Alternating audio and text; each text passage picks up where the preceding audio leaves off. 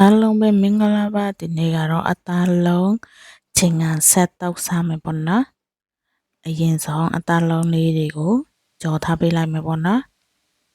ကြော်ပေးလိုက်တာကြော်လာပြီဆိုတဲ့ခါကျရင်တော့ဆက်ထောက်ပေးပြီးတော့အေးခံထားလိုက်မယ်ပေါ့နော်ဒါကတော့အေးခံထားပြီးဆိုရင်တော့စားတောက်ပေးလိုက်တော့မယ်ပေါ့နော်အသားငါးသားလုံးရဲ့ဝက်သားလုံးရဲ့တောင်းထားတာလေးပေါ့နော်အမျိုးတောင်းထားတယ်အဲ့ဒါလေးတွေကိုဒီပေးထားလိုက်မှာပေါ့နော်ငါးသားလုံးကကြတော့ကြီးတဲ့ခါကျတော့တောင်းမယ်ဝက်သားလုံးကကြတေးတော့2000လောက်တောင်းလိုက်မယ်ပေါ့နော်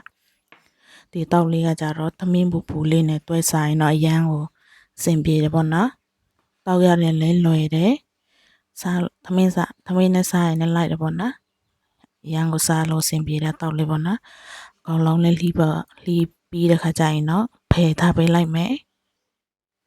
ပြီးတော့ကြက်သွန်လေးဥကြီးတစ်လုံးကိုပေါ့နော်ပလေးလှီထားပေးလိုက်မယ်အတော့တဲ့ထည့်ပေးပေါ့နော်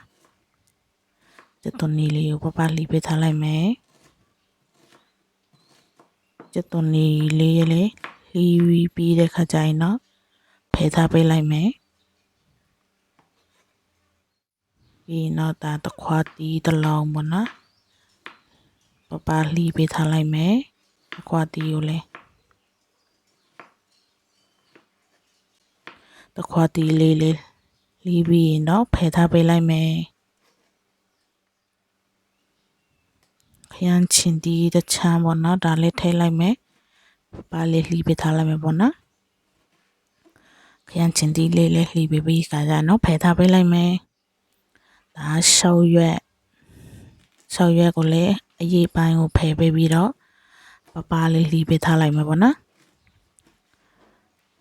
ရှောက်ရွက်လေးလည်းလှီးပြီးခါကျရင်တော့ရှောက်ရွက်လေးကိုလည်းဖယ်ထားပေးလိုက်မယ်ပေါ့နော်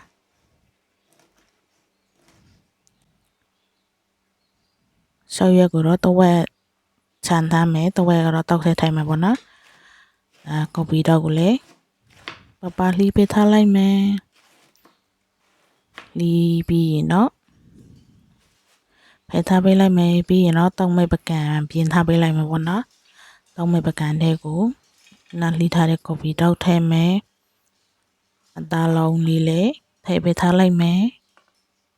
ခုနကလှီးထားတဲ့အတီးရွက်လေးကိုပေါ့နော်အကောင်လုံးထည့်ပေးလိုက်မယ်ရှောက်ရက်ကလေးကိုတော့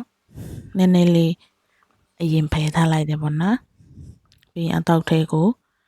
ရုပ်ဒီအကျက်မှောက်ထည့်မယ်ကိုအဆက်ဆက်နိုင်တယ်လို့ပေါ့နော်ပဲအကျက်မှောက်ထည့်မယ်ချုံမှောက်ထည့်မယ်ငမ်ပြာရည်ထည့်မယ်ပြီးငရုတ်စီထည့်ပေးလိုက်မယ်ပေါ့နော်ငရုတ်စီထည့်ပေးပြီးရင်တော့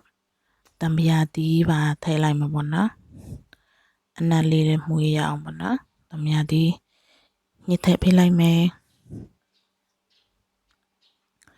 ကြက်သွန်ဖြူစီကြက်လေးနဲ့စီလေးနဲ့ပေါ့နော်အဲ့ဒါလေးလေးထည့်ပေးလိုက်မယ်ထည့်ပေးပြီးတဲ့ခါကျရင်တော့နေပေးလိုက်လို့ရပြီပေါ့နော်အရာပါရလေးနေပေးထားလိုက်မယ်အကောင်လုံးလေးလေးနေပေးပြီးတော့တဲ့ခါကျရင်တော့အရတာအပေါ်ငံမြည်ကြည့်ပြီးတော့ပေါ့နော်စားမဲ့ပကံထဲကိုထည့်ပေးထားလိုက်မယ်ရတာတော့ပဲဆိုတော့နော်စားမဲ့ပကံထဲကိုထည့်ပေးလိုက်မယ်ပြီးတော့ခါကျရင်တော့ဒီရှောက်ရွက်ကိုအပေါ်ကနေဖြူထည့်ပေးလိုက်ပေါ့နော်ခါကျရင်တော့အတောက်လေးရတော့စားလို့ရပါပြီလွယ်ကူလေးနဲ့တောက်စားဖြစ်တဲ့တောက်လေးပေါ့နော်